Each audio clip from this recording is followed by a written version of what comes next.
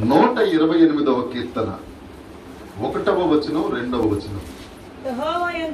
యెహోవా యందు భయభక్తులు కలిగేవారు ఆయన త్రోవల యందు నడుచువారందరూ ధన్యులు. నిశ్చయముగా నీవు నీ చేతుల కష్టార్జితమును అనుభవింతువు, నీవు ధన్యుడవు, నీకు మేలు కలుగును. యెహోవా యందు భయభక్తులు కలిగి ఆయన త్రోవల యందు నడుచువారందరూ ధన్యులు. అమ్మా, ఇక్కడ యెహోవా యందు భయభక్తులు కలిగి ఆయన త్రోవల యందు నడుచువారందరూ ధన్యులు. నిశ్చయముగా నువ్వు నీ చేతుల కష్టార్జితమును అనుభవిస్తావు, నీవు ధన్యుడవు, నీకు మేలు కలుగును. చిన్న మాట ప్రార్థన చేసుకుని వాక్య భాగంలోకి వెళ్దాం. పరలోకమందున్న మా తండ్రి, పరిశుద్ధుడైన దేవా, కృప కలిగిన దేవుడవు, దయగలిగిన దేవుడవు, సర్వోన్నతుడవు, సర్వ సంపదల గని అయిన దేవుడవు నాయన, అతి ప్రాముఖ్యమైన సమయంలోనికి మీరు మమ్మల్ని నడిపించినందుకే నీకు స్తోత్రాలు చెల్లిస్తున్నాం. చెప్పువాడు పరిశుద్ధాత్మ దేవుడే, తండ్రి ఆత్మయే మీలో నుంచి మాట్లాడుచున్నారు గాని మాట్లాడేది మీరు కాదు అన్న వాగ్దానములు స్వతంత్రించుకుని ఆ వాగ్దానములు చేత పట్టుకుని మట్టి వంటి వాడనైనా నేను ధైర్యం చేయుచున్నాను ప్రభువా. నా నోటిని మీ చేతికి అప్పగిస్తున్నాను. నా నాలుక మీద మీ బీజాక్షరముల నుంచి వాక్శక్తిని అనుగ్రహించండి తండ్రి. మీరే నా ద్వారా మీరు మాట్లాడండి, మా అందరితో మాట్లాడండి. వినగలిగిన కృప మా అందరికి అనుగ్రహించండి. మంచి నేలను పడిన విత్తనముల వలె నీ వాక్యం నూరంతులుగా ఫలించాలి ప్రభువా. సహాయం చేయండి. ప్రతి విధమైన అడ్డంకులను, సాతాను శక్తులను, అంధకార శక్తులను, ఎదురాడు ఆత్మలను, నిద్రాత్మలను యేసు నామమున తొలగి పొమ్మని ఆజ్ఞాపిస్తున్నాను. వాక్యము ద్వారా మీరు మమ్మల్ని మాట్లాడి నీ జీవముతో నింపి, నీ వెలుగుతో నింపి మహిమ పొందుమని యేసు క్రీస్తు నామమున ప్రార్థించి అడిగి వేడుకొనుచున్నాం తండ్రి, ఆమేన్. దేవునికి మహిమ కలుగును గాక. ఈ 128వ కీర్తనలో దావీదు గారు చెప్తారు, యెహోవా యందు భయభక్తులు కలిగి, దేవుని యందు మనం భయభక్తులు కలిగి ఆయన త్రోవలలో, దేవుడు వేసిన ఒక త్రోవలో మనం నడిస్తే మన చేతుల కష్టార్జితాన్ని మనమే అనుభవిస్తాం. బైబుల్లో ఉంటది, మనం కష్టపడిన తర్వాత మన కష్టార్జితాన్ని మనం అనుభవించలేము యెహోవా యందు భయభక్తులు లేకపోతే. చిల్లు సంచిలో డబ్బులు వేస్తే ఎలా ఉంటుందో, మనం దేవుని యందు భయభక్తులు లేకుండా ఆ విధంగా సంపాదిస్తే దేనికో దానికి ఖర్చు అయిపోతుంది, మిగులు అనేది ఉండదు. కానీ దేవుడు ఈ దినాన్న మనందరితో వాగ్దానం చేస్తున్నారు, నిశ్చయముగా నీవు నీ చేతుల కష్టార్జితాన్ని నువ్వే తింటావు, నువ్వు ధన్యుడవు, నీకు మేలు కలుగును. యేసు క్రీస్తు నామమున ఇక్కడ ఉన్న మనందరం మన చేతుల కష్టార్జితమును మనం అనుభవించుదుము గాక, మనము ధన్యతలో ఉందుము గాక, మనకు మేలు కలుగును గాక, మన కుటుంబములలో మేలు కలుగును గాక, మన సంఘములో మేలు కలుగును గాక, మన పిల్లలకు మేలు కలుగును గాక. హల్లెలూయా. ఈ 128వ కీర్తన యాత్ర కీర్తన. ఏం కీర్తన? యాత్ర కీర్తన. అంటే ఏదో తీర్థయాత్రలు లేకపోతే పుణ్యక్షేత్రాలకు వెళ్లే యాత్రలు, ఆ యాత్ర కాదు దావీదు గారు చేసింది. వాళ్ళ మామగారైన సౌలు గారు ఈయన్ని తరుముతా ఉంటే ఆ కొండెక్కి ఈ లోయలో దిగి మళ్ళీ కొండెక్కి ఒక రాజ్యం నుంచి ఇంకో రాజ్యానికి వెళ్లి పారిపోతా, గుండె జారిపోతా ఉంటే ఎక్కడో అక్కడ తలదాచుకుంటా ఈయన చేసిన యాత్ర కీర్తన. అంతేకాకుండా వీళ్ళ అబ్బాయి గారు మనం చదువుకున్న 3వ కీర్తన, 4వ కీర్తన, 5వ కీర్తన మనం ధ్యానించుకున్నప్పుడు అబ్షాలోము గారు తరుముతా ఉంటే దావీదు గారు పరిగెడతా పరిగెడతా పరిగెడతా యాత్ర చేస్తా తన ప్రాణాన్ని కాపాడుకుందామని రాసిన కీర్తన. చాలా మంది పెద్దలు చెప్పింది ఏంటంటే సౌలు కాదు గాని అబ్షాలోము తరుముతున్నప్పుడు దావీదు గారు రాసిన, పారిపోతున్నప్పుడు రాసిన యాత్ర కీర్తన ఈ 128వ కీర్తన. అయితే ఈయన పారిపోతా ఉంటే నెల్లూరు నుంచి ముత్తుకూరు దాకా పారిపోతా ఉంటే మధ్యలో ధనలక్ష్మీపురం తగులుతుంది కదా, ఆ ధనలక్ష్మీపురం మీద నుంచే కదా వెళ్ళాలి. అలాగా ఈయన పారిపోతా ఉంటే ఒక ఊరు తగిలింది. ఆ ఊరు దగ్గర ఒక పెళ్లి జరుగుతా ఉంది.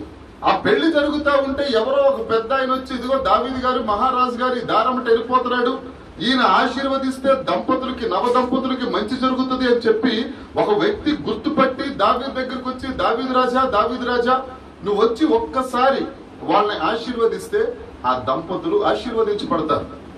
అక్కడ పెళ్లి జరుగుతా ఉంది. ఆ వాతావరణం అంతా చూస్తే దావీదు గ్రహించాడు, ఇక్కడ ఏదో వివాహం జరుగుతా ఉందని. సరే వెళ్ళారు. మనం కూడా మనం సమాజంలో చూస్తే చాలా మంది పెళ్లి అవుతున్నప్పుడు పెద్ద పెద్ద వాళ్ళని పిలుస్తాం. పిలిచిన తర్వాత ఏ కార్పొరేటర్నో లేకపోతే ఏ పంచాయతీ మెంబర్నో లేకపోతే ఇంకొకరినో పిలిచిన తర్వాత ఈ దంపతులు ఇద్దరిని తీసుకొచ్చి వాళ్ళు వచ్చి ఆ కాళ్ళకు మొక్కమంటారు. పెద్దోళ్ళరా ఎవరు ఇదివరకు ఉండేవారు తహసీల్దారులు, ఈ మున్సబులు, వీళ్ళందరూ ముసలోళ్ళే కనపడతారు మనకి. వెళ్ళి ఆడ కాళ్ళ దగ్గర పడి ఆశీర్వాదం తీసుకుంటారా, పెద్ద ఆయన ఆశీర్వదిస్తే చాలా మంచిదిరా అని చెప్పి చాలా మంది మన పాత రోజుల్లో మనం చూసే ఉంటాం. ఇప్పుడు ఆ సంస్కృతి లేదు, కానీ ఇదివరకు రోజుల్లో వాళ్ళ కాళ్ళ మీద పడితే వాళ్ళు ఆశీర్వదించేవారు. భారతదేశంలో చాలా రకాల సంస్కృతులు ఉన్నాయి, చాలా రకాల ఆచారాలు ఉన్నాయి, ధర్మాలు ఉన్నాయి. అవన్నీ ఏం చెప్తున్నాయి అని అంటే, కాళ్ళ మీద పడి నమస్కారం చేస్తారు కదా. ఇప్పుడు ఆశీర్వాదం పొందుకోవడానికి దొరైరాజు గారు పెద్ద ఆయన కాళ్ళ మీద పడి ఆశీర్వాదం తీసుకున్నారనుకో, కాళ్ళ నుంచి వాళ్ళకి ఏవైతే పాపాలు ఉన్నాయో కాళ్ళకు పడి ఆశీర్వాదం తీసుకోగానే ఆ పాపాలన్నీ ఆశీర్వాదం తీసుకున్న వాళ్ళకి వచ్చేస్తాయి. అర్థమవుతుందా? ఇప్పుడు నా కాళ్ళ మీదకి ఎవరైనా వచ్చి కాళ్ళు మొక్కి నేను ఆశీర్వదించాను అనుకోండి, నా కాళ్ళకు మొక్కితే నా దగ్గర ఏ దోషాలు అయితే ఉన్నాయో, నాకు ఏ పాపాలు ఉన్నాయో దాంట్లో సగం పాట ఆశీర్వాదం తీసుకున్న వాడికి వెళ్ళిపోతుంది. అదే చేతులతో ఆశీర్వదించామనుకోండి, నేను ఏ మంచి కార్యాలు చేస్తానో ఆ మంచి కార్యాలు వాళ్ళల్లోకి వెళ్తాయి.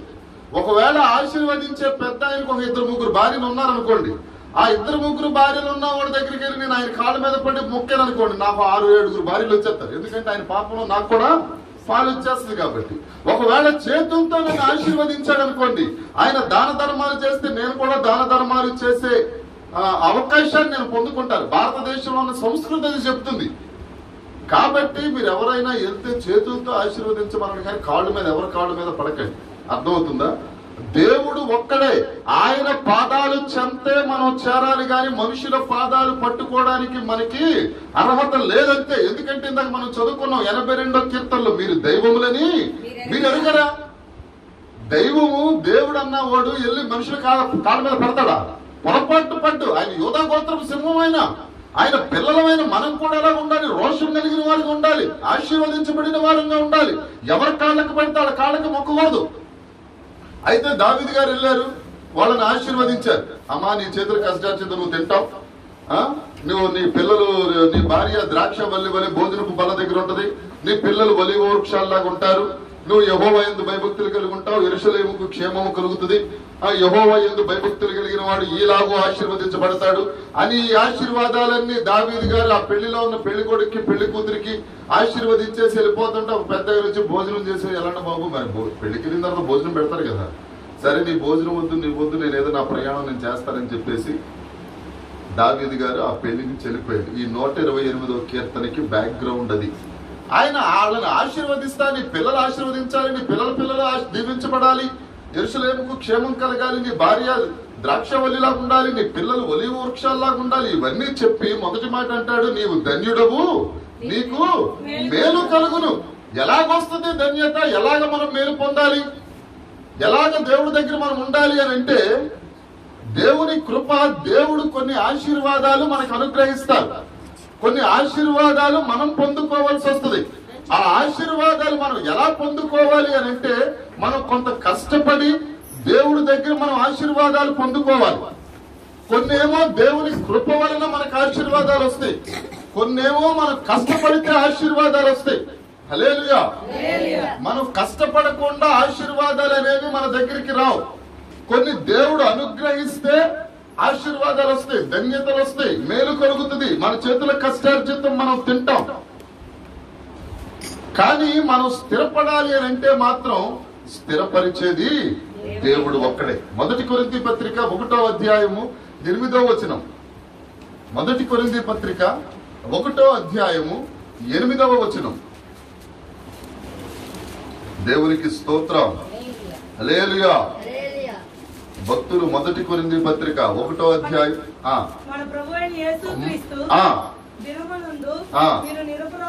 మనం నిరపరాధులుగా అంతము వరకు ఎవరు స్థిరపరిచేది మనల్ని? దేవుడే మనల్ని స్థిరపరుస్తాడు, దేవుడే మనం స్థిరపరుస్తాడు. మనం కొంతవరకు స్థిరంగా ఉండగలం.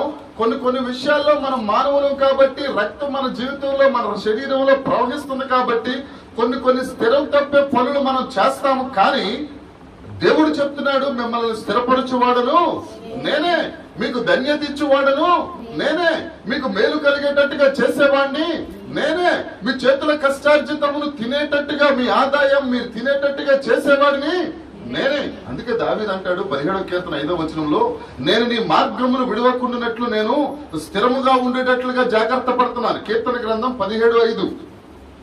ఎవడు తన స్నేహితులను దోపు సొమ్ముగా ఇచ్చును, వాని పిల్లల కన్నులు క్షీణించును. 17 నీ మార్గముల యందు నా నడతలు.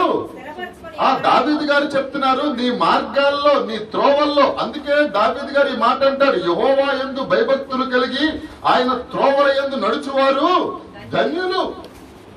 నేను నీ త్రోవల్లో నడవడానికి, నీ మార్గంలో నడవటానికి నేను స్థిరపరచుకోవడానికి ప్రయత్నం చేస్తున్నాను. మనం స్థిరపడాలన్నా, మనం స్థిరపరచుకోవాలన్నా, మనకు ధన్యత కావాలి అనన్నా దేవుడి వలననే మనకు ధన్యత. హల్లెలూయా. దేవుడి వలననే మనకు మేలు. హల్లెలూయా. లేకపోతే మనం ఏదో గాలి కోసం చేతులు ఊపితే మనకేమీ రాదు, మన వల్ల ఏం కాదు. దేవుడే మనకు అనుగ్రహించాలి. ఒకవేళ మనకు మనం ప్రయోజనకరంగా ఉండాలి అనన్నా, మనం ఏదన్నా నిష్ప్రయోజనం కాకుండా సంపాదించుకోవాలి అనన్నా దేవుడే మనకు సహాయం చేయాలి. హల్లెలూయా. హల్లెలూయా. 2 కొరింథీ పత్రిక 3వ అధ్యాయము 5వ వచనం 6వ వచనంలో ఒక మాట ఉంటుంది. పౌలు గారు అంటారు, దేవుడు మాకు సహాయం చేస్తేనే, దేవుడు మాకు కృప చూపిస్తేనే. చదవమ్మా. 5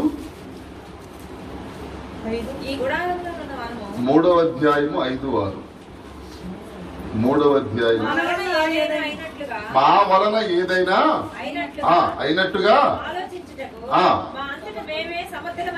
మా అంతటా మాకు సమర్థత. ఎవరు చెప్తున్నారు?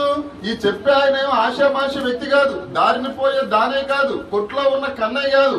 ఈ చెప్పే ఆయన ఎలాంటాడు? పౌలు గారు, నేను యేసుక్రీస్తును పోలి నడుచుకున్నట్టుగా మీరు నన్ను పోలి నడుచుకోండి అని చెప్పిన ఆయన చెప్తున్నాడు. మేమేమైనా చేసామంటే అది మా వల్ల అయిందని కాదు, మా సామర్థ్యం కాదు. ఎవరిచ్చారట సామర్థ్యం? దేవుడే ఇస్తాడు సామర్థ్యం. దేవుడు నీకు సామర్థ్యం ఇస్తే నువ్వు ధన్యుడిగా ఉంటావు, నీకు మేలు కలుగుతుంది. నీ చేతుల కష్టార్జితం ఇంకొకటి తినకుండా నువ్వే తింటావు. హల్లెలూయా. ఏ సింహాపురి హాస్పిటల్కో పెట్టకుండా నువ్వే తింటావు, లేకపోతే ఇంకో దానికి దేనికో పెట్టకుండా నువ్వే తింటావు. నీ కష్టం నువ్వు తినాలి అని అంటే దేవుడే నీకు సహాయం చేయాలి. ఆయన యందు భయభక్తులు కలిగి ఉండాలి, ఆయన త్రోవల్లో మనం నడవాలి. హల్లెలూయా. భూమి కింద ప్రయోజనకరమైనది ఒకటి ఉందట. అదేంటంటే ప్రసంగి గ్రంథము 5వ అధ్యాయము 18వ వచనంలో, భూమి కింద ప్రయోజనమైంది ఏంటంటే మన కష్టార్జితం, మనం సంపాదించుకున్నది, మనం కష్టపడింది, అన్నపానం మనమే తిని మనమే సుఖంగా ఉండటం భూమి కింద ప్రయోజనకరమైనది. ప్రసంగి గ్రంథము 5వ అధ్యాయము 18వ వచనము. మరియు చూడు ముచ్చటైనదిగాను నాకు కనబడినది ఏదనగా దేవుడు తనకు నియమించిన ఆయుష్కాల దినములని ఒకడు అన్నపానములు పుచ్చుకుంటూ తన కష్టార్జితం క్షేమంగా బ్రతకడమే ప్రయోజనకరం. భాగ్యము ఏంటట? ధన్యకరము, భాగ్యము. అందుకే దావీదు గారు అంటారు, నువ్వు ధన్యుడవు, నీకు మేలు. నువ్వు భాగ్యవంతుడవు, నీకు మేలు. ఆ మేలేంటి, ఆ భాగ్యం ఏంటి, ఆ ధన్యకరం ఏంటంటే నీ చేతుల కష్టార్జితాన్ని నువ్వు సంపాదించుకొని నువ్వు అన్నపానాలు పుచ్చుకొని క్షేమంగా ఉండడమే భాగ్యం. మనకుందా భాగ్యం? ఒకవేళ లేకపోతే దేవుని కృపను బట్టి దేవుని యందు భయభక్తులు కలిగి మనము బ్రతకాలి, దేవుని త్రోవలలో మనం నడవాలి. అప్పుడు మన చేతుల కష్టార్జితం మనం తింటాం, తర్వాత ధన్యతలోనికి వెళ్తాం, మనకి మేలు కలుగుతుంది. మన భార్య ద్రాక్షవల్లిలాగా ఉంటది, మన పిల్లలు ఒలీవ వృక్షాల్లాగా ఉంటారు. నీవు ధన్యుడవు, నీకు మేలు కలుగును. నీవు ధన్యురాలవు, నీకు మేలు కలుగును. నీవు దయాప్రాప్తురాలవు, నీకు శుభము కలుగును. నువ్వు దయాప్రాప్తురాల్లాగా ఉండాలి, ధన్యతలో ఉండాలి. ఏంటి ధన్యత అనంటే దేవుడిచ్చే ధన్యతలు కొన్ని ఉన్నాయి. హల్లెలూయా. ఆ ధన్యతలలోనికి మనం ప్రవేశించాలి, ఆ ధన్యతల్లో మనం ఉండాలి. ద్వితీయోపదేశ కాండము 33వ అధ్యాయము ఆఖరి వచనం. ద్వితీయోపదేశ కాండం ఇశ్రాయేలీలు నీ భాగ్యం ఎంత గొప్పది. యెహోవా రక్షించిన నిన్ను పోలిన వాడు ఎవడు? అది చాలమ్మా. రక్షణ అనేది దేవుడిచ్చే ధన్యత. హల్లెలూయా. మనం ధన్యత అనగానే మీరు ఎక్కడికి వెళ్ళిపోయి ఉంటారంటే ఒక ₹1 మీద ఆలోచన పెట్టుంటారు, లేదా డూప్లెక్స్ మీద ఆలోచన పెట్టుంటారు, లేదా నా పిల్లలు అదే అయిపోవాలి ఇది అయిపోవాలి. అన్నిటిని మించిన ధన్యత, మొదటి ధన్యత ఏంటంటే రక్షణ అనేది మొదటి ధన్యత దేవుడిచ్చేది. యెస్ ఇశ్రాయేలు నీ భాగ్యము ఎంత గొప్పది. యెహోవా రక్షించిన పోలిన వాడెవడు? దేవుడే గనక నిన్ను రక్షిస్తే నిన్ను పోలినోడు ఎవడు? రక్షించడం ఎవరి వల్ల అవుతుంది? ఒకవేళ ఏదైనా ఇందాక చెప్పాను, ఢిల్లీలో ఒక వ్యక్తిని అంబులెన్స్ లో పెట్టుకుని తిప్పుతూ ఉంటే ప్రాణం పోయింది. ఆయన ఎవరైనా రక్షించగలిగారా? ఆయన డబ్బులు ఆయన రక్షించగలిగినాయా? ఆయన భాగ్యం ఆయన రక్షించగలిగిందా? లేదా ఆయన భార్య ఆయన రక్షించగలిగిందా? అందుకే 3వ కీర్తన ఆఖరి వచనం ఉంటది, రక్షణ ఎవరిదట? యెహోవాది. రక్షణ యెహోవాది. దేవుడే రక్షిస్తాడు, దేవుడే రక్షణ కలుగుతుంది. యోనా గ్రంథం 2వ అధ్యాయం ఉంటుంది, తీయక్కర్లేదు. రక్షణ యెహోవా వలననే కలుగును. 2010వ సంవత్సరంలో చెన్నైలో మద్రాసులో ఒక పాస్టర్ గారు ఉన్నారట. ఆ పాస్టర్ గారి పని ఏంటంటే పెద్ద పెద్ద మీటింగులు పెట్టాలి. ఒక 50 లక్షలు 60 లక్షలు 70 లక్షలు ఖర్చు పెట్టి పెద్ద పెద్ద మీటింగులు పెట్టాలి, పెద్ద స్పీకర్ తీసుకురావాలి, మంచి లైటింగ్ పెట్టాలి. మరి నవ్వుతూ నభవిష్యత్ అన్నట్టుగా మీటింగ్లు ఆర్గనైజ్ చేయటం ఆయనకు అలవాటు. అక్కడికి ఒక చిన్న కుర్రోడు వెళ్ళాడు, మన జీవాలంటోడు వెళ్ళి పాంప్లెట్లు పట్టుకుని ప్రతి ఒక్కరిని అడుగుతున్నాడు. మీటింగ్ వచ్చిన వాళ్ళందరూ, నువ్వు రక్షణ పొందావా? నువ్వు రక్షణ పొందకపోతే ఇదిగో ఇచ్చదు. ప్రతి ఒక్కరిని అడుగుతున్నాడు. కనిపించిన వాళ్ళందరికీ పాంప్లెట్లు పంచి పెడుతున్నాడు, కరపత్రికలు పంచి పెడుతున్నాడు. ఇక అక్కడ హడావుడిగా తిరుగుతున్నాడు ఈ మీటింగ్ పెట్టిన పాస్టర్ గారు. ఆయన పేరు వద్దులేండి.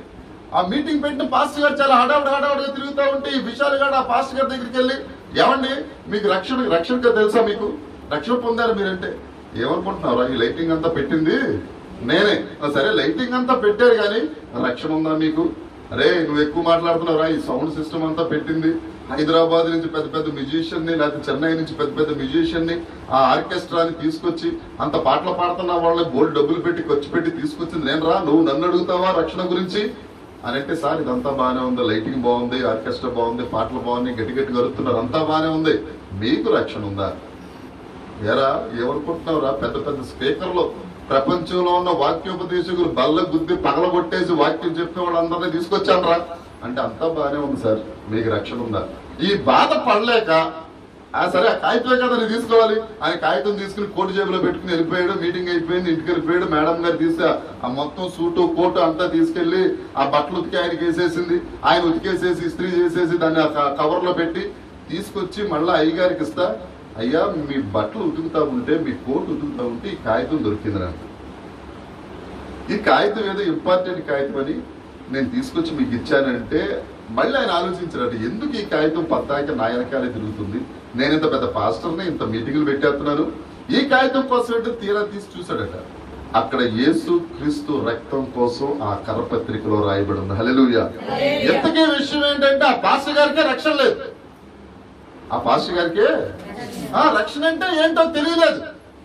అసలు రక్షణ ఎలాగొస్తుంది, రక్షణ అనే ధన్యత మనం ఎలా పొందుకుంటామో పాస్టర్లకే కొంతమందికి తెలియదు. ఆ తర్వాత ఆయన ఏదో మారు మనసు పొందారు, ఇక కథలో ఏమయ్యారో తెలీదు. జరిగిందైతే ఇది చెన్నైలో జరిగింది 2010వ సంవత్సరంలో. రక్షణ ఎలా వస్తుందట? ఎఫెసీ పత్రిక 1వ అధ్యాయము 7వ వచనం. హల్లెలూయా, హల్లెలూయా. ఇక్కడ ఉన్న మనకు రక్షణ కావాలి. ఆమేన్. దేవుని కృపా మహదైశ్వర్యమును బట్టి నా ప్రియుని యందు ఎవరి రక్తం వలన? ఆయన అంటే ఎవరు?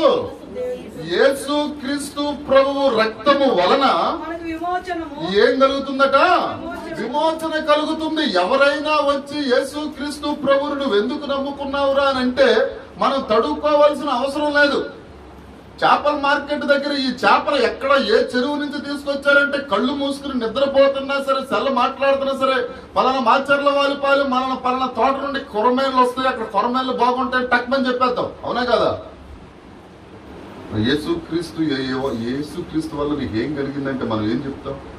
టక్మని మనం చెప్పాలా? రక్షణ కలిగింది, విమోచన కలిగింది. యేసుక్రీస్తు ప్రభువును నువ్వు ఎందుకు ప్రేమిస్తున్నావు అంటే టక్మని చెప్పాలా. ఆయన ఒక్కడే నా కోసం ప్రాణం పెట్టినాడు, నా కోసం ప్రాణం పెట్టినాడు ఎవడో లేడు అని మనం టక్మని చెప్పగలగాల. యేసుక్రీస్తు గురించి నువ్వు చెప్పాలి అని అనుకుంటే నీకంటూ ఓ సాక్ష్యం తెలియాలి. ఇక్కడ 1వ అధ్యాయం 7వ వచనంలో చెప్తాడు, ఆయన రక్తము వలన మనకు విమోచన, రక్షణ కలుగుతుంది. రక్షణ కలుగుతుంది. ఆ రక్షణ మనకు ఆనందాన్ని ఇస్తుంది. కీర్తనల గ్రంథం 51వ కీర్తన 12వ వచనం ఒకసారి చదవండి టక్మని. కీర్తనల గ్రంథం 51వ కీర్తన. నీ రక్షణ ఆనందం నాకు మరలా పుట్టించు. అంటే ఏం చేశాడు ఈ దావీదు గారు? ఈ కీర్తన 51వ కీర్తన రాసిన దావీదు గారు ఈ 12వ వచనంలో అంటారు, నీ రక్షణ ఆనందం నాకు మరలా పుట్టించు. దేవునికి స్తోత్రం. మనలో ఉందా రక్షణ ఆనందం అన్నది? అసలు రక్షణ అన్నది మనకు ఉందా? దావీదు గారు చిన్నప్పటి నుంచి దేవుని యందు భయభక్తులు కలిగినాడు. గొర్రెలు కాసుకుంటానే పాటలు పాడుకుంటా తిరిగేవాడు. ఏమని పాటలు పాడేవాడు? యెహోవా నా కాపరి, యేసయ్య నా ఊపిరి, నాకు లేమి లేదు, లోయలలో లోతులలో యెహోవా నా కాపరి, సంద్రములో సమరములో యేసయ్య నా ఊపిరి. హల్లెలూయా. ఎవరు పాటలు పాడుకుంటా తిరిగేవాడు? యెహోవా నా కాపరి, నాకు లేమి లేదు అని పాటలు పాడుకుంటా తిరిగిన ఆయన ఒక పని వచ్చేసరికి పాపం చేసేసాడు. మనకలాగా టైం ఉన్నప్పుడు సీరియల్ చూసేసి, మనకలాగా లేకపోతే టైం ఉన్నప్పుడు ఇంకోటి చూసేసి, మనకలాగా టైం ఉన్నప్పుడు పబ్జీలు ఆజీలు ఈజీలు అన్ని ఆడేసేసి, ప్రార్థన ఉన్నప్పుడు మోకరించి ప్రభువా నీకు స్తోత్రం, నా రాత్రం, సర్లే నీ సంగతి నువ్వు చూడు, నా సంగతి నేను చూసుకుంటాను, ప్లేట్ రెడీగా ఉందని చెప్పిన వ్యక్తి కాదు దావీదు గారు. కానీ సమయం వచ్చేసరికి దేవుని పక్షాన్ని నిలబడకుండా పాపం చేశాడు, దేవుడికి దూరం అయిపోయాడు. మనం చాలా సార్లు చాలా కీర్తనలో పాపం చేసిన దావీదు కోసం మనం మాట్లాడుకున్నాం. ఎప్పుడైతే పాపం చేస్తామో దేవుని రక్షణ ఆనందాన్ని మనం పోగొట్టుకుంటాం. ఆ పై వచనాల్లో ఉంటుంది 11వ వచనంలో, నీ సన్నిధి నుండి నన్ను తోసేశాడు దేవుడు. పాపం చేసేసరికి దావీదే హృదయానుసారుడే, చిన్నప్పటి నుంచి దేవుని యందు భయభక్తులు కలిగినోడే, ఆయన త్రోవల్లో నడిచినోడే, ఆయన కష్టార్జితం తిన్నోడే, మేలు కలిగినోడే. కానీ సమయం వచ్చేసరికి పాపం చేశాడు. దేవుడు ఆయన సన్నిధిలో నుంచి దావీదుని తోసేశాడు. ఆ రక్షణానందం పోగొట్టుకుని ఏడుస్తున్నాడు దేవుడి దగ్గర. దేవా నీ రక్షణానందం నాకు దయచేయి ప్రభువా, నీ రక్షణానందం నాకు కావాలి ప్రభువా, నీ రక్షణానందం లేకపోతే, నీ సన్నిధిలో నేను లేకపోతే, స్థిరమైన జీవితం నాకు లేకపోతే, నీ పరిశుద్ధాత్మ తోడు నాకు లేకపోతే నేను నరకపాత్రుడిని అయిపోతాను ప్రభువా, ధన్యత నాకు రాదు నాయనా, మేలు కలగదు ప్రభువా, నా చేతుల కష్టార్జితం నేను తిరన్నైనా అని బాధపడతా చేసిన ప్రార్థనది 51వ కీర్తన. మనం ఎప్పుడైనా కనీసం ఈ స్థితిలో మనం ఉన్నామా? ఈ ధన్యత అనేది మనకు ఉందా? అసలు ఫస్ట్ దేవుడు చెప్తున్నాడు, నీవు ధన్యుడవు, నీకు మేలు కలుగుతుంది. మనం ఊరికినే మేలు కలిగేయాలా, ఊరికినే అన్ని కలిసి వచ్చేయాలా, ఏ కష్టపడకుండానే పరసలో డబ్బులు నిండిపోవాలి. కానీ అలా కుదరదు. యెహోవా యందు భయభక్తులు కలిగి ఆయన త్రోవల యందు నడిస్తే యెరూషలేముకి క్షేమం కలుగుతుంది. పిల్లల మనం చూస్తాం, కష్టార్జితం తింటాం, మన భోజనం పళ్ళ చుట్టూ పిల్లలు ఉంటారు, సంతోషం ఉంటది, ఆనందం ఉంటది. అసలు రక్షణ అంటే ఏంటి? ఎవరన్నా వచ్చి మేము రక్షించబడినాడు అండి. ఓ యేసన్న గారి దగ్గరికి ఒక ఆయన వెళ్ళాడట. ఒకసారి యేసన్న గారు ఓ పల్లెటూరుకి మీటింగ్కి వెళ్ళాడట. ఇప్పుడంటే ట్రైన్లు ఎక్కువైపోయినాయి, బస్సులు ఎక్కువైపోయినాయి, బళ్ళు ఎక్కువైపోయినాయి, మనం సైడ్ అడిగినా సరే సైడ్ ఇవ్వని ఆటోలు ఎక్కువైపోయినాయి, రకరకాలు ఎక్కువైపోయినాయి. ఎక్కడికి వెళ్ళినా సరే ఒక ట్రాన్స్పోర్టేషన్ అనేది మనకు ఉంది. ఆ రోజుల్లో లేదు కదా. మీటింగ్ అయిపోయిన తర్వాత ఆయన ఊరు నుంచి మళ్ళా గుంటూరుకు వచ్చే ట్రైన్ 2 రోజులకు ఉందారంటే పాపం 2 రోజులకి ఏ మీటింగ్ కి పిలిచిన పాస్టర్ గారి ఇంటి దగ్గరే యేసన్న గారు ఉండిపోయారట. సరే పాస్టర్ గారు ఉన్నారు కదా అని ఆయనకి సేవ చేయడానికి ఒక కుర్రోడిని ఆ పాస్టర్ గారు యేసన్న గారికి అప్పచెప్పారు. ఆ పాస్టర్ గారికి ఆ యేసన్న గారికి ఆ కుర్రోడు భలే సేవ చేస్తున్నాడట. ఇక పొద్దున్నే 3 గంటలకి ట్రైన్ పాసింజర్ ఉంది.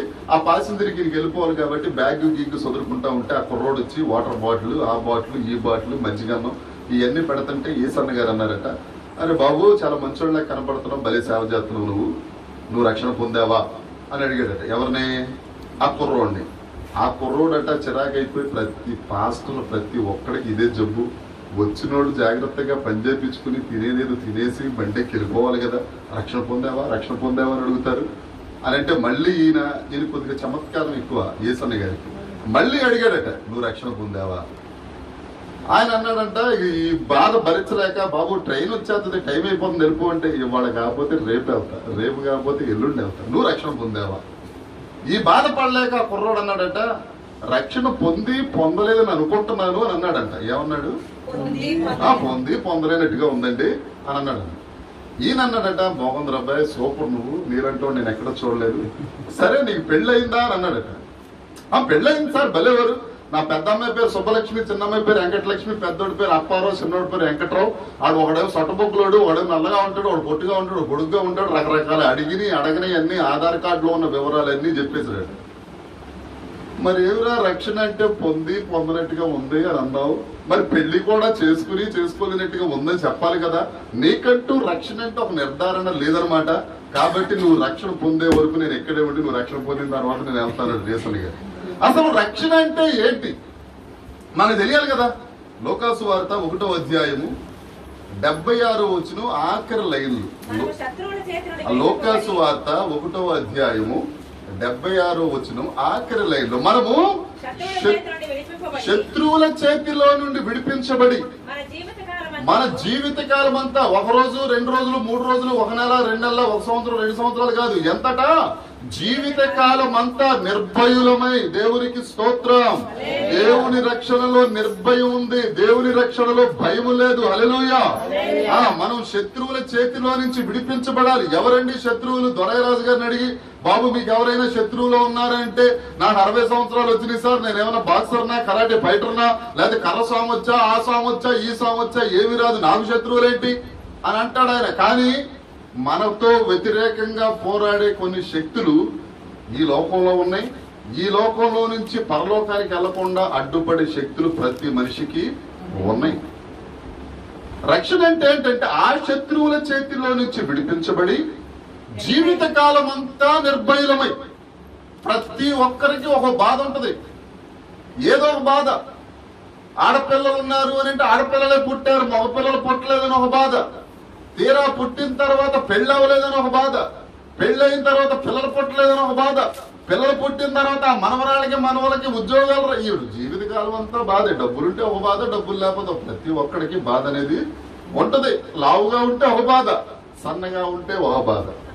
మా ఇంటి ఎదురుకుండా ఒక అమ్మాయి ఉంది, ఆ అమ్మాయి బాగా సన్నగా ఉంటుందంటే లావు అయిపోవాలని చెప్పి రకరకాల ప్రయత్నాలు చేస్తుంది. మేమేమో లావు అయిపోయి కుక్కలు కోతులు కుక్కలు వెనకాల పరిగెడుతుంది. ఒక్కొక్కరికి ఒక్కొక్క బాధ. బాధ లేని వాళ్ళందరూ ఉండరు. కానీ యేసుక్రీస్తు ప్రభువు చెప్తున్నారు, శత్రువుల చేతిలో నుంచి విడిపించి జీవితకాలం అంతా, ప్రతి సెకండ్, ప్రతి నిమిషం, ప్రతి గంట, ప్రతి పూట, ప్రతి రోజు భయం లేకుండా ఉండడం అనేది రక్షణ. హల్లెలూయా, హల్లెలూయా. ఈ రక్షణ ఈ పరిస్థితులలో నువ్వు బ్రతికున్నప్పుడు దేవుని ఉగ్రత నుండి తప్పిస్తుంది. రాబో కాలంలో కూడా దేవుని ఉగ్రత నుండి. రోమపత్రిక 5వ అధ్యాయము, రోమపత్రిక 5వ అధ్యాయము 8వ వచనము 9వ వచనము. రక్షణ అనేది శత్రువుల చేతిలో నుంచి విడిపించి జీవితకాలం అంతా నిర్భయులమై ఉంది. అయితే దేవుడు మన ఎడల తన ప్రేమను వెల్లడిపరచినట్లు ఎట్లనగా మనం ఇంకా పాపులమై ఉండగా క్రీస్తు మన కొరకు చనిపోయి కాబట్టి ఆయన రక్తం వలన ఇప్పుడు నీతిమంతులుగా తీర్చబడ్డాము. నిశ్చయముగా ఆయన ద్వారా ఉగ్రత నుండి, ఏ ఉగ్రత? ఇప్పుడున్న ఉగ్రత నుండి, రాబోయే ఉగ్రత నుండి. హల్లెలూయా. రక్షణ అంటే ఏంటంటే మన శత్రువుల చేతిలోంచి మనం విడిపించబడాలా. ఈ జీవిత కాలంలో ఈ శరీరం ఉన్నప్పుడు వచ్చే ఉగ్రత, ఈ పాపం నుంచి విడిపించబడాలి. రాబోయే కాలంలో పరలోకానికి చేరకుండా నరకానికి వెళ్ళిపోతాం కదా, ఆ ఉగ్రత నుంచి కాపాడటమే రక్షణ అంటే. చీమలు ఎంతమంది తెలుసు? ప్రైజ్ ద లార్డ్, హల్లెలూయా. మిగతా వాళ్ళకి సేవలంటే తెలీదా? నల్ల చీమలు, ఎర్ర చీమలు, చలి చీమలు, రకరకాల చీమలు. ఈ చీమలు ఎంతకాలం, ఎన్ని రోజులు బతుకుతాయి? 90 రోజులు బతుకుతాయి. అంటే 3 నెలలు బతుకుతాయి చీమలు. వేసవకాలం వచ్చిందనుకోండి, రాత్రి 2 గంటలకు వంటగదిలోకి వెళ్ళిన చీమలు మోస్తానే ఉంటాయి. ఏదోటి బియ్యమో కందిపప్పు ఏదోటి మోస్తానే ఉంటాయి. మిట్ట మధ్యాహ్నం చూసినా మోస్తానే ఉంటాయి, సాయంత్రం చూసినా మోస్తానే ఉంటాయి. ఇక జీవితకాలం 90 రోజులు బతుకుతాయి. ఈ 90 రోజులకి రాబోయే వర్షాకాలంలో చలికాలంలో ఆహారం సంపాదించుకోవడానికి అవి కష్టపడతానే ఉంటాయి. అవి ఎప్పుడన్నా జారిపడిపోవడం చూసారా? చేమ జారిపడిపోయిందని పేపర్లో ఎప్పుడన్నా పడిందా? కాళ్ళ నొప్పులు, కీళ్ల నొప్పులు, షుగర్ వ్యాధులు, బీపీ వ్యాధులు చేమలకు వచ్చినాయి అనే సంగతి ఎప్పుడన్నా తెలుసా? ఏమిటో 90 రోజులే బతుకుతాయి. 3 నెలలకు కావాల్సింది మొత్తం సమకూర్చుకుంటే తింటయ్యా తినవా సర్వ సంగతి. ఈ 90 రోజులు కష్టపడి కరెక్ట్ గా తినే టైంకి ఇది చిలక ఎగిరిపోవచ్చు. కానీ అవి దేనికోసం కష్టపడుతున్నాయి? రాబోయే కాలంలో వచ్చే కష్టాన్ని తప్పించుకోవడానికి చీమలు కష్టపడుతుంది. గట్టిగా గాలి అయితే ఎగిరిపోతుంది. ఎగిరిపోయిన తర్వాత కూడా కుదురుకుంటాయా? మళ్ళీ లేచి వస్తుంది ఆ బియ్యం గింజ దగ్గరికి. దాని బరువు వేరు, ఆ బియ్యపు గింజ బరువు వేరు. అయినా మోస్తానే ఉంటది. ఎందుకని? రాబోయే కాలంలో మేలు పొందుకోవాలని.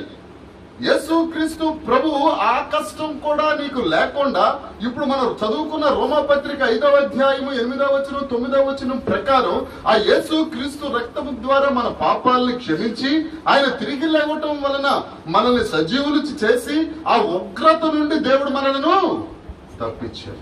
ఇది మొదటి ధన్యత. నీవు ధన్యుడవు, నీకు మేలు. ఏంటా మేలు? ఈ జీవితంలో ఉగ్రత తప్పించుకుంటావు, వచ్చే జీవితంలో కూడా ఉగ్రతని చెప్పండమ్మా. ఆకలేస్తున్నట్టుంది బాగా.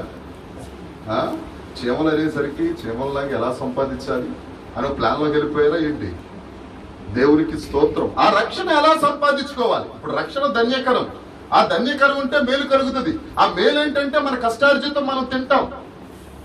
ఆ మేలు ఎలా కలగాలి? ఆ రక్షణ మనకి ఎలాగొస్తుంది? యోవేలు గ్రంథము 2వ అధ్యాయము 32వ వచనం. రక్షణ ఎలా కలుగుతుంది? రక్షణ అనే ధన్యతలోనికి మనం ఎలా ప్రవేశించగలం? రక్షణ లేకుండా పరలోకానికి వెళ్ళే అవసరం అసలు లేదు. నువ్వు బాప్తిజం తీసుకుని నీకు రక్షణ లేకపోతే నువ్వు పరలోకానికి నిన్ను కనీసం ఆ దరిదాపుల్లో కూడా రానివ్వరు. ఆ బంగారు వీధుల్లో తిరిగే అవకాశాన్ని పోగొట్టుకుంటావు. ఆ రక్షణ కలగాలి అని అంటే మనం ఏం చెయ్యాలి? యోవేలు గ్రంథం 2వ అధ్యాయము 32వ వచనం. యెహోవా సెలవిచ్చినట్లు. యెహోవా ఎవరు సెలవిచ్చారు?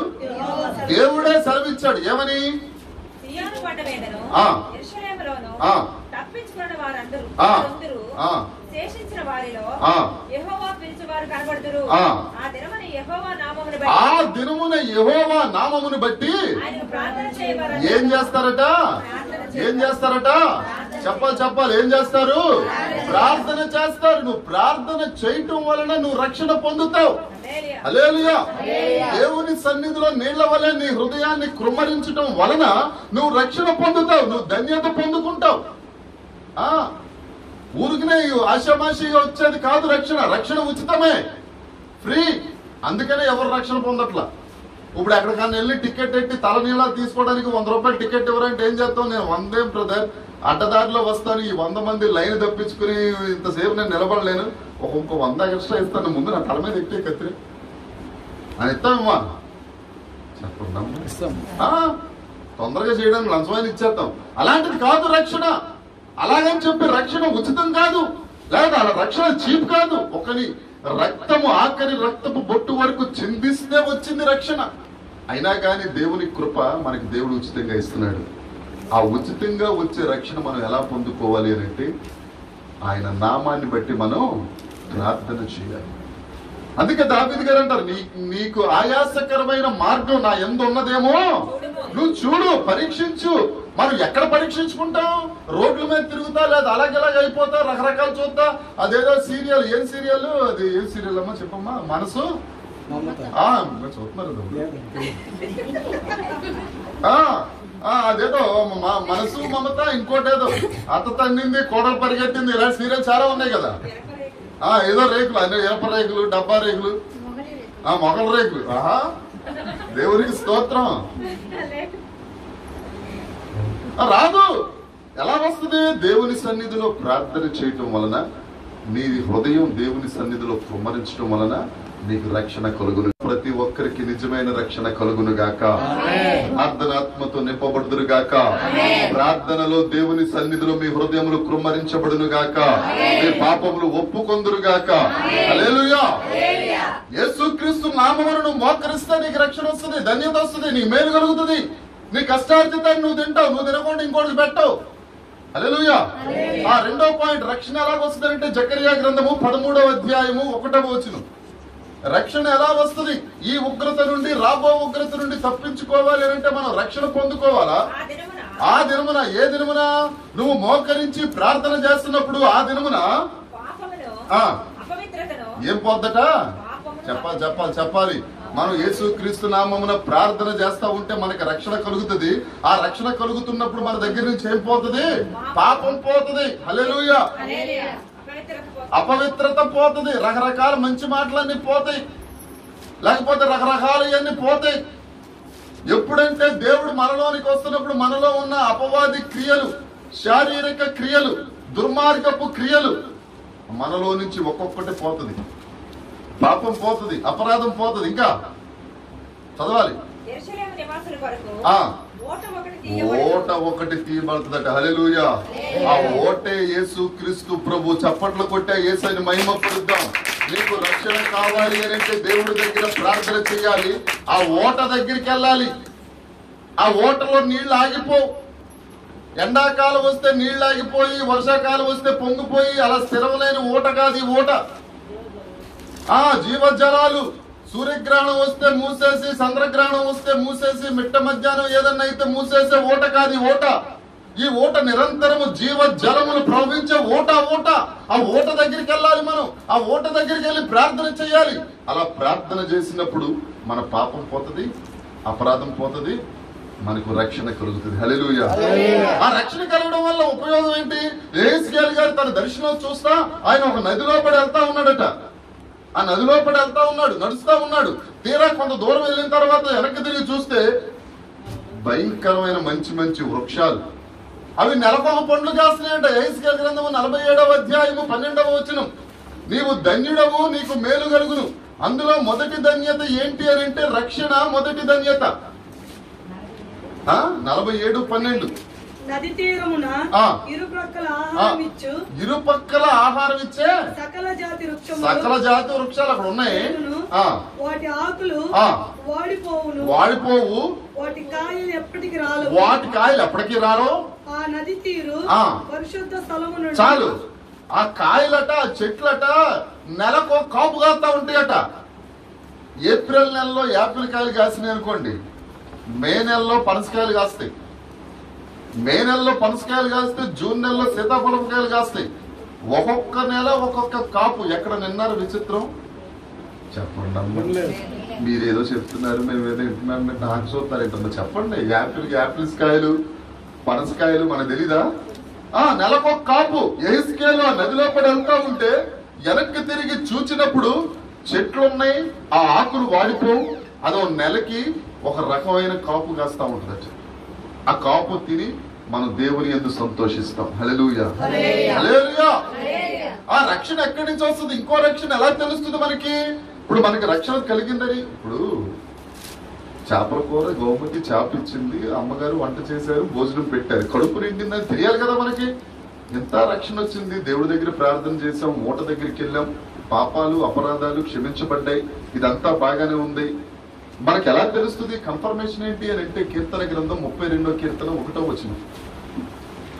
అర్థమవున వాళ్ళందరూ గట్టిగా హల్లెలూయా. దేవునికి స్తోత్రం. మీ అందరికి అర్థమవుతుంది కాబట్టి దేవుడిని మహిమపరుస్తున్నాను. తన అతిక్రమములకు పరిహారము నొందినవాడు, ప్రాయశ్చిత్తం నొందినవాడు, అది పాపాలు క్షమించబడతాయి. దేవుడు ఇప్పుడు మనుషులు, ఇప్పుడు ఎవరన్నా నా భార్య పాప తప్పు చేసింది అనుకోండి, అవకాశం వచ్చినప్పుడల్లా నువ్వు ఆ తప్పు చేసావు, ఇప్పుడు నువ్వు కూరలో పప్పులో ఉప్పు ఎక్కువ వేసావు, మీ అమ్మా నాన్న వస్తే మాత్రం రుచిగా ఉండి పెట్టావు, మా అమ్మా నాన్న వస్తే మాత్రం చింతపడి చారి కాసావు అని చెప్తావు. చెప్పమా. ఓకే, దేవుని స్తోత్రం. ఏమండి? అలా కాదు.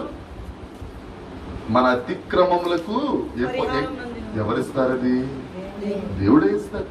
నువ్వు తల కింద తపస్సు చేయడం వల్ల, లేకపోతే ఇంకోటి చేయడం వల్ల, ఇంకోటి రంగు మార్చుకోవడం వల్ల, రకరకాల బట్టలు వేసుకోవడం, అబ్బే రక్షణ దేవుడిది, ఆయన ఇస్తాడు. హల్లెలూయా. ఆ ధన్యత నీకు కావాలి అని అంటే నువ్వు యెహోవా యందు భయభక్తులు కలిగి ఉండాలి. ఆమేన్. ఆయన యందే భయభక్తులు. మొదటి ధన్యత ఏంటంటే రక్షణ. ఆ రక్షణ ధన్యత మీకు కలుగును గాక. యేసుక్రీస్తు ప్రభు ద్వారా విమోచన పొందుకొందుదురు గాక. ఆ ఓట దగ్గరే మనము జీవించదుము కాక. ఆ నెలకొక్క కాపు కాయిచున్న ఫలములు రాబో కాలములో మనము అనుభవించదుము గాక. హల్లెలూయా, హల్లెలూయా. ఆ రెండవ ధన్యత యెషయా గ్రంథం